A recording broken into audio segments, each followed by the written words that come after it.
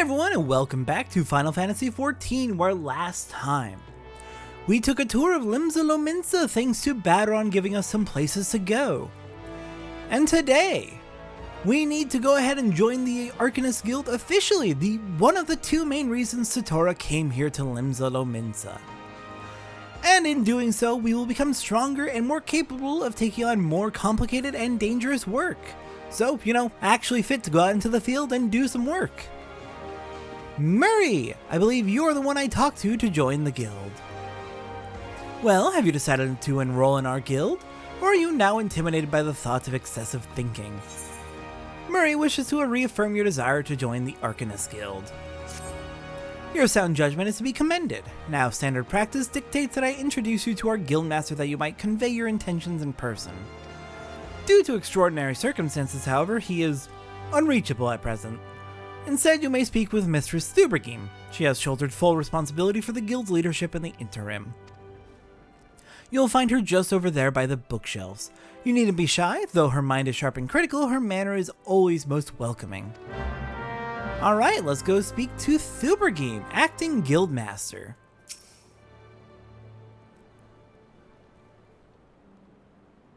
Yes, I am Thubergheim. Greetings and welcome to the Arcanist Guild. As Murray has doubtlessly explained, I am serving as acting guildmaster until our wayward leader deigns to return. I assume our capable receptionist also spoke of our art's origins? Allow me then to expound upon its nature. Arcanima taps into the living energies of ether. The evidence of this is represented most aptly, perhaps, by our ability to manifest the arcane entity Carbuncle, and the manner of magic which this ethereal ally employs at our command. The core of the discipline, however, is found in the pursuit of definitive solutions to any potential quandary. Even on the field of battle, nay, especially on the field of battle, this principle takes precedence. If one wishes to make certain the question of victory, then one must apply the most effective strategy. An Arcanist is measured by her ability to calmly analyze a situation from moment to moment and respond with the most appropriate spells at hand. The study of Arcanima will test your mental faculties to the point of perplexity. Are you prepared to reason your way through predicament after predicament? I am indeed prepared to reason. An unambiguous response, the kind I most prefer. Let us now see if the clarity of your words is matched by the sharpness of your mind. In Lower Lenosia, you will find, among others, 3 species of pests: wharf rats, little ladybugs, and Aurelie. I ask that you employ your skill in Arcanima to eradicate 3 of each type of creature. Leave the city through the Tempest Gates and you will soon encounter the potential targets in abundance. As long as you remain focused, I do not foresee these opponents causing you or your budding abilities undue difficulty. Once you return from completing this preliminary trial, I will welcome you as an official member of the Arcanist Guild. May your judgment remain swift and clear. Alright then, our first job is to show that we are capable of using Arcanima by fighting 3 types of enemies. Let's make our way to our destination then. Back to the Aetheryte Plaza. Then head up through the Drowning Wench and out to the east to Lower Lenosia. On our way, I'm going to go ahead and start setting up my hotbars, because I have a very specific way I like to set up my hotbars, and I recommend you also have a way you like to set up your hotbars. The key to this game's combat is muscle memory. The various different combat classes and combat jobs will of course have their own unique traits. They're all very, very unique, especially as you get to higher levels. They differentiate themselves more and more. However, there are still a lot of similarities between them. You will always have a basic attack. You will probably have a self-recovery if you're playing some sort of physical combat job. There are a lot of similarities between classes and jobs, so muscle memory is key. Setting up your hotbars means finding a setup for the abilities you have that is comfortable for you, and at the same time maintains muscle memory, so that if you, for example, decide that, hey, I want to try out this other job. I'm playing as Arcanist. Maybe I want to go play Lancer for a little bit, or maybe I want to go play an Archer for a little bit. Having similar abilities in similar locations in your hotbars means it is trivial to switch from one class to another. Alright, heading up here on our way out to Lower Lenosia, we have a delivery Moogle, And if you look at the top right of the screen, we have 5 letters. These are letters for playing for about 1 year. As you play through as a paid subscriber, you will occasionally get rewards for doing so. And we have all of the awards because I've been playing for over a year. Greetings, Tall One. I'm a delivery Moogle, Kupo. Oh, I know what you're thinking. Moogles are supposed to hide in trees and avoid contact with outsiders.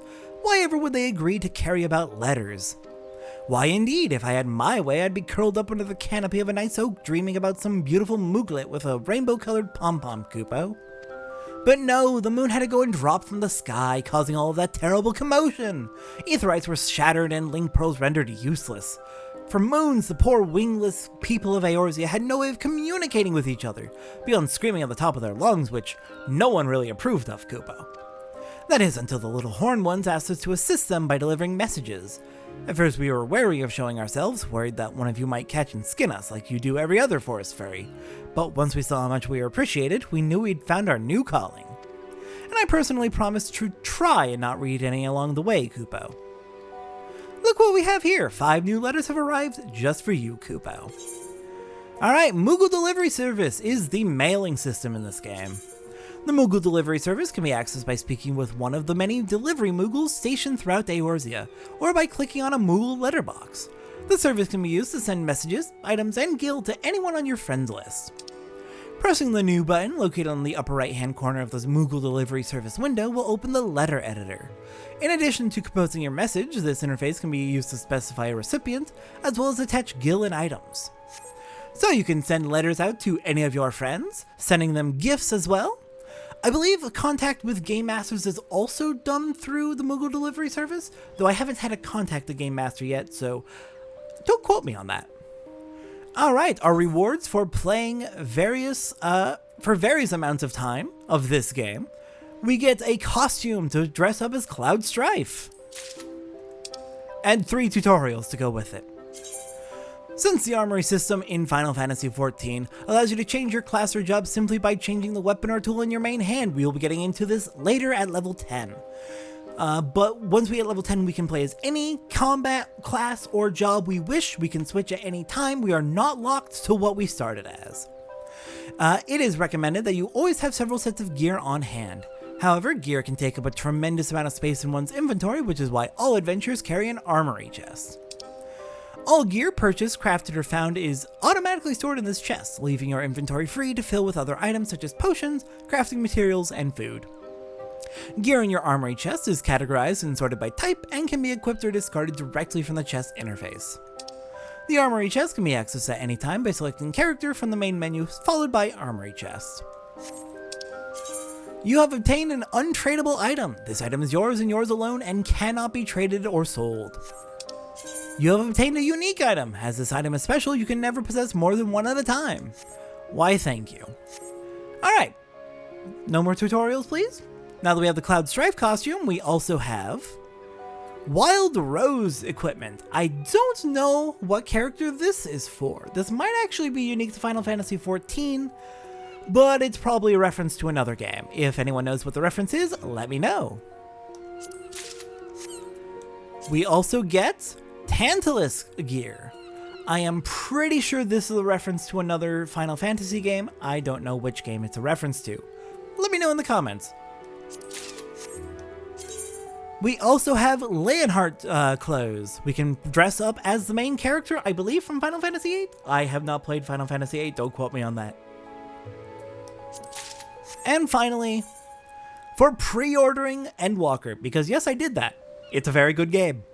We get a Wind-Up Polo minion and Menfina's earring.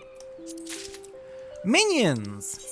You have obtained a whistle with which you can summon your very own minion. To learn the call minion action, you must first use the whistle. Once you have used the item, a new entry will appear in the minion guide under character in the main menu. You can either initiate the action from this menu, or set it to your cross hotbar and initiate it from there. To send your minion away, simply reselect the summoning icon. Minions can be summoned or dismissed at any time, and the whistle has no recast timer. Once you have learned the summoning action, you will never lose it, and it can be used with all classes or jobs. You can only summon one minion at a time. While minions do not generate any enmity, neither will they participate in battle. If you are KO'd, your minion will simply wander off back to wherever it is it rests until you call upon it again. Minions are basically just little pets that follow you around, and we're going to be collecting so very many of them. Let's go ahead and use the wind-up Polem, so we can summon the wind-up Polem, and have it follow us around. Very nice. Alright then, enough of that, let's get out of here and finally carry out the mission we were given. Alright. Initiating battle, select a target with the directional buttons and press confirm once to target it. Press confirm a second time to switch to active mode and ready auto attack. Approach and face the target to start the battle. 2 rotating arrows will appear over the target you are currently attacking. Various actions such as spells and weapon skills can be performed by using the cross hotbar on the bottom of your screen. Cross hotbar is only available in controller mode, but it is very good, and it has ruined Xenoblade for me. I can barely play the Xenoblade games anymore because the cross hotbar is so goddamn good. It is their combat, is the Xenoblade combat system, but better.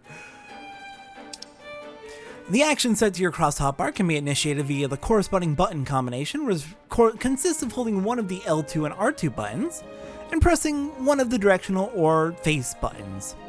When a new action is learned, it will be automatically added to your cross hotbar. Most actions require magic points in order to execute as a spellcaster, in addition to having recast times of various lengths. Though MP slowly regenerate over time, there exist items and actions which can be used to immediately restore them. Both Disciples of Magic and Disciples of War, who specialize in ranged attacks such as archers, are best suited to fighting their targets from a distance. The range and radius of an action can also be confirmed in the help window.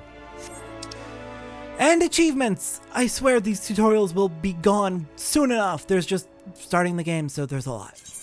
Congratulations, you have just received your first achievement for reaching Lower Lenosia for the first time. Achievements are earned by reaching certain milestones during your adventures in Eorzea, and there are achievements for just about everything, from leveling classes to uncovering locations, to defeating enemies and earning gil. There are also rewards granted upon attaining certain achievements. Some of these include rare weapons and armor. Others include titles which can be added to your display name to showcase your greatness. Okay, please, are we done with the tutorials? I think we're done with the tutorials. Let's get into combat. As I said, we can set actions to our cross hotbar and use them accordingly. Ruin is our basic attack. I like to have basic attacks on the right hand side triangle button. Oh god, 2 more tutorials. In the event multiple solar players attack the same target, the player who attacks first will always receive 100% of the experience points and items dropped. The players who follow will be rewarded based on their contribution to the battle. If you see a fellow player in need of a hand, do not hesitate to lend yours. It is highly encouraged to help out other players in this game. This is a very communal game, based around helping each other. An item you have equipped is now bound to you and can no longer be traded or put up for sale in the markets. Most items can be sold and traded freely before they are used in battle, crafting, or gathering. This is true regardless of whether or not they have been equipped. However, performing one of these 3 actions after equipping a new piece of gear will bind the item to you, preventing future trade or sale to other players. NPC shops will still purchase bound items. So basically, use an item and then you can't trade it to other players. Fair enough. Anyways, as I was saying, basic attack is Ruin. I prefer to have my basic attacks on triangle on the right hand side. Ruin has a cast time of 1.5 seconds. Because we are playing as Arcanist, a spellcaster, all of our attacks are based around cast times, during which we cannot move until the cast is done or the cast will be cancelled. It has a recast time of 2.5 seconds, which means we can use it once every 2.5 seconds, and an MP cost of 300. Deals unexpected damage, so just regular damage, with a potency of 240. Alright, what do some of these things mean? Potency is the basic measure of strength of an ability in this game. Stronger abilities will have higher potency. Weaker abilities have lower potency. Simple as that. I believe damage is roughly proportional to your potency, so 300 potency attacks will do the same damage as a 600 potency attack, roughly speaking, give or take a little bit of RNG. So potency can basically be a direct measure of what attacks are better to use in a given situation. Now the recast time, 2.5 seconds. This game revolves around a global cooldown system. Your primary abilities will all share one single global cooldown, as it's called, of 2.5 seconds. So all of your main actions, you can use one main action every 2.5 seconds. As simple as that. It's not too hard to understand.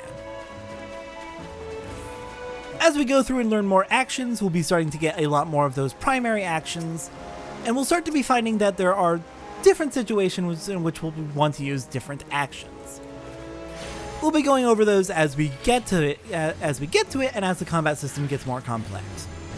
But our primary abilities will all be tied to our global cooldown of 2.5 seconds. We also have global cooldown abilities which are not tied to the global cooldown of 2.5 seconds. Those abilities can be good for filling in space between your global cooldown attacks. For example, once we have summoned our Carbuncle friend here, which is a unique to the Arcanist class, Carbuncle will stand by our side, help us attack enemies, and just generally be a slight support in battle. Summon Carbuncle is a spell. All spell type abilities are global cooldowns for spellcasters, and all have a cast time during which you need to stay still for the cast to go off successfully. Once we have summoned Carbuncle and we have Carbuncle with us, we have the ability, which is the game's way of saying off global cooldown, or OGCD as it's commonly called Radiant Aegis. Has a recast time of 60 seconds, cast it instantly, and it orders Carbuncle to execute Radiant Aegis, which creates a barrier around you that absorbs up to 20% of your max HP in battle. And the shield will last for 30 seconds. So we get once every 60 seconds, a 30-second shield for 20% of our max health. Very handy. We will definitely need to be sure to make use of that. Let's see. I like to have my defensive abilities on my directional buttons over on the right-hand side. Alright, looks like we have finished off hunting the Aurelie, so we can start making our way back to the guild. And we learn the ability Physic as we hit level 4. Physic restores a target's HP. It is a healing ability, a light heal. Cast time of 1.5 seconds, recast time of 2.5 seconds because it's a spell, it's a global cooldown, MP cost of 400, and its cure potency is 400. Not bad. I like to have Physic, my cure ability, on... Personally, I like to have it on left-hand triangle. That'll probably change as we get further in. Figuring out the hotbars is going to be difficult because as we go through, there are a lot of abilities we'll learn. And this is only like half, maybe a third, maybe even a quarter of the abilities we'll learn throughout the game on one class. We got a tutorial for the Fate system. Before we actually look at the tutorial, it's referring to this blue circle down here on the map. Fate is short for Full Active Time Event. These public quests occur periodically in real time around Eorzea, and anyone can participate simply by showing up before one ends. When you sense a Fate nearby, a message will appear on your screen and the locations will be displayed on your maps. The type of Fate in progress can be identified by its map icon. Mousing over the icon will display the Fate title. You will automatically join a Fate the moment you cross the event threshold. At this time, the Fate title, objectives, and time remaining will appear in your duty list. If you are several levels higher than the recommended level, a level sync button will appear in your duty list. Press the button to automatically lower your level so that you may participate and receive rewards. You know, so they make sure that over-leveled players aren't coming in and just wiping the floor with old content. Alright, let's go ahead and return to the Arcanist Guild. This area does not normally look like this. It's all dressed up because there is currently a seasonal event called Little Ladies' Day going on. There will occasionally be seasonal events throughout the calendar year, and each of the main city-states will have a plaza where those events will take place. For Limsa Lominsa, it's here at the Aft Castle.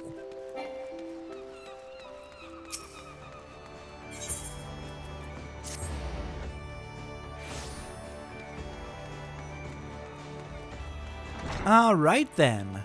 Thubergeme, I return. I have finished the hunt. I see the creatures beyond the city walls pose you little threat. It is with great pleasure then that I formally recognize your initiation into the guild. From this day forth, you may proudly bear the title of Arcanist. I suggest you continue your forays into the wilderness and keep the pages of your grimoire turning. There is no finer teacher than the harsh mistress of experience. And to commemorate this occasion, I gift you with this hunting log. The enemies marked within its pages has been specifically chosen to challenge your abilities in Arcanima. When you devise a new strategy or tactic, you now have a ready source of opponents on which to test it. And when you feel you can command Carbuncle as easily as you might move your own limbs, return to me for further instruction. I'll be waiting. Alright, the next quest will be available at level 5. General recommendation in this game: whenever you are at a level where you can do the next class or job quest for your current class or job, do it immediately. Because doing class and job quests actually unlocks new abilities for your combat classes. In other words, you need to do those quests in order to fully master your jobs and classes. And we've unlocked the Hunting Log. The Hunting Log is a record of your completion of tasks involving the slaying of certain creatures. By completing these tasks, you will earn rewards and unlock new challenges. The log can be accessed via logs found in the main menu. Once the log is open, select the class and difficulty to view the available challenges for that rank. Each challenge is marked with a class name and number, such as Lancer 01. Below that name and number, you will find the target, as well as how many of the target you must defeat. Hovering over the target name will display one of the areas in which the target can be located. Targets indicated in your hunting log will have a special icon above their display name, making it easier to locate the creatures. What do you say we finish off this episode by taking a look at the hunting log and beginning to fill it in? The hunting log is a wonderful tool for getting you good experience in the early game. Starting out, we need to hunt little ladybugs and wharf rats, both of which can be found in Middle Lenosia. So let's head on over to Middle Lenosia. I mean, these are enemies we just fought as part of our training for the joining the Arcanist Guild. But we didn't have our hunting log at the time, so they didn't count. Tragic. Alright, Middle Lenosia can be found by heading out east from underneath the Drowning Wench, whereas Lower Lenosia was found by heading south from on top of the Drowning Wench. New area, Middle Lenosia. Alright, our targets are going to be somewhere around here. Here we are, little ladybugs and wharf rats. Right where I was hoping they'd be. Just gotta kill 3 of each in order to fill in the hunting log.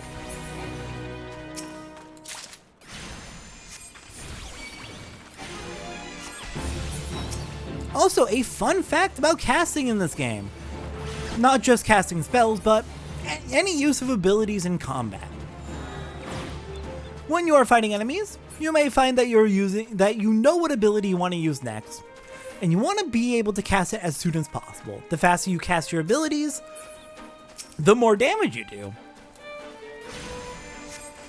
After all, if I have a little bit of a pause between casting Ruin and casting Ruin again, well, that's time I could be doing damage. Thankfully, it is very easy to pre-cast spells and other combat abilities. If you press the button for casting an ability, just moments before it's ready to be cast again, it will automatically be queued up to be cast automatically once ready. So I cast Ruin, and I cast Ruin now, and it automatically goes off as soon as it's ready. Very, very handy. You should probably always be casting abilities. There should basically not be any downtime during combat. If you are always casting an ability, you are always doing damage, you are always contributing to combat, and combat ends so much faster. And precasting is definitely a very effective way to ensure you're able to keep those spells coming out and keep that damage flowing. Alright, with our hunting log a little bit filled in with the enemies we fought during our training quest, We are now level 5. And next time on Final Fantasy XIV, I promised we'd get into a little bit of Satora's backstory today, but I failed to get around to it. There was a lot to explain. We'll learn more about Satora as time goes on. But next time on Final Fantasy XIV, now that we're level 5, what did I just say a little bit ago about class and job quests? When you're the right level to do them immediately. So, we'll be doing just that. Level 5, heading on to the level 5 Arcanist quest. I'll see everyone next time for that.